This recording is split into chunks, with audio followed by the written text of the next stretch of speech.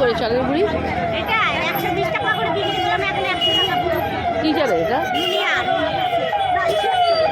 সবই একদম।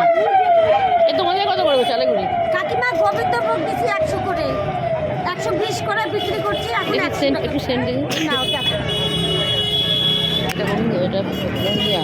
দিব দাঁড়াও দেখি। আর তোমার এটা সেন্ট দেখি তাহলে। কী করে বলে গোবিন্দ? ননিয়া সেন্ট। এটাও দেখো, এটাও দেখো। কিরকম বললো আছে?